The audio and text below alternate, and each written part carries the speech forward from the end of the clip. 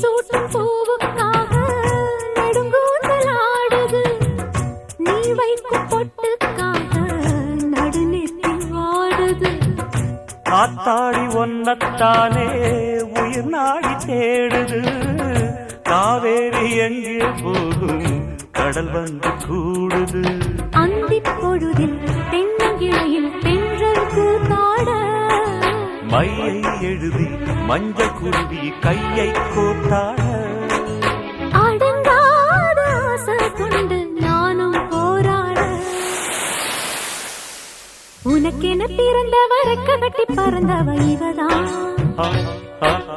என விட உனக்கு இங்கு மனசுக்கு பிடிச்சவ எவதான்.